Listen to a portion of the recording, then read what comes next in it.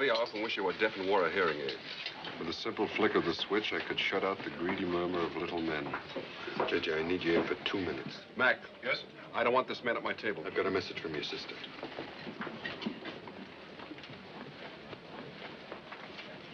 Forgive me, Harvey. We were interrupted. The Supreme Court story I was telling you, Justice Black. Oh, yes, Justice Black, that's right. But I believe I had it in my column. Last July, the lead item. Well, I believe that's precisely where I read it, too. You see, J.J., where I get my reputation for being the best-informed man in Washington. Now, don't kid a kidder. Well, I don't think we caught your name, young man. Sidney Falco, sir, but everybody knows and admires you, Senator Walker. Every 6 years, I've become less convinced of that. Well, this young lady is Miss Linda James. She's managed by Manny Davis. I know Manny Davis. Everyone knows Manny Davis. Except Mrs. Manny Davis. Go ahead, Billy, shoot. Uh-huh. Sports cars are getting smaller and smaller in California. The other day, you were crossing Hollywood Boulevard and you got hit by one. And you had to go to the hospital to get it removed. Billy, you're not following the column. I had it last week. Senator, do you believe in capital punishment? Why? A man has just been sentenced to death.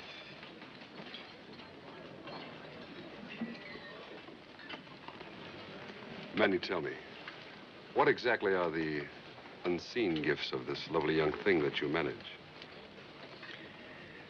Well, she sings a little. You know, she sings. Manny's faith in me is simply awe-inspiring, Mr. Hunsaker. Actually, I'm still studying. What subject? Singing, of course. Straight concert and... Well, why, of course. You might, for instance, be studying politics. Me? Well, you see, J.J., I mean, You must be kidding, Mr. Hunsaker. Me with my Jersey City brains. The brains may be Jersey City, but the clothes are Train and Norell. Are you an actor, Mr. Falco? That's what I was thinking. Are you, Mr. Falco? Well, how did you guess it, Miss James? He's so pretty, that's how. Mr. Falco, let it be said at once. There's a man of 40 faces, not one. None too pretty, and all deceptive. You see that grin? That's the charming street urchin face. It's part of his helpless act. He throws himself upon your mercy. He's got a half-dozen faces for the ladies. But the one I like, the really cute one, is the quick, dependable chap. Nothing he won't do for you in a pinch. So he says. Mr. Falco, whom I did not invite to sit at this table tonight, is a hungry press agent and fully up to all the tricks of his very slimy trade. Match me, Sidney. Not right this minute, J.J.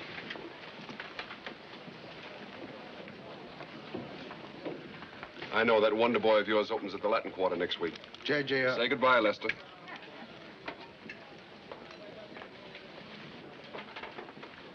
May I ask you a naive question, Mr. Falco? Exactly how does a press agent work? Well, answer the man, Sidney. He's trying to take you off the hook. You just saw a good example of it, Senator.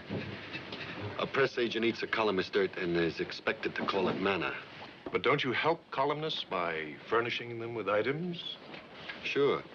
A columnist can't do without us, except our good and great friend J.J. forgets to mention that. You see, we furnish him with items. What, some cheap, gruesome gags? You print them, don't you? Yes, with your clients' names attached. That's the only reason the poor slobs pay you, to see their names in my column all over the world. Now I make it out you're doing me a favor? I didn't say The day I can't get along without a press agent's handouts, I'll close up shop and move to Alaska lock, stock, and barrel. Sweep out my igloo. Here I come. Look, Manny, you rode in here on the senator's shirt tail, so shut your mouth. Now, come, J.J. That's a little too harsh. Anyone seems fair game for you tonight. This man is not for you, Harvey. And you shouldn't be seen in public with him, because that's another part of a press agent's life. They dig up scandal about prominent people and shovel it thin among columnists who give them space. There seems to be some illusion here that escapes me. We're friends, Harvey. We go as far back as when you were a fresh kid congressman, don't we? Why is it that everything you say sounds like a threat? Maybe it's a mannerism, because I don't threaten friends. But why furnish your enemies with ammunition? You're a family man, Harvey, and someday, God willing, you may want to be president.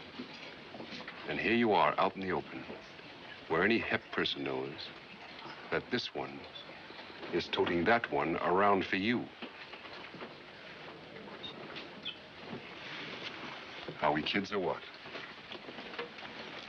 Next time you come up, you might join me on my TV show. Thanks, J.J., for what I consider sound advice. Go thou and sin no more. Senator? Good night, Mr. Falco. Mac, don't let the senator pay that check. I'll take care of it, Mr. Hansiker. President. Hello, J.J. Bill?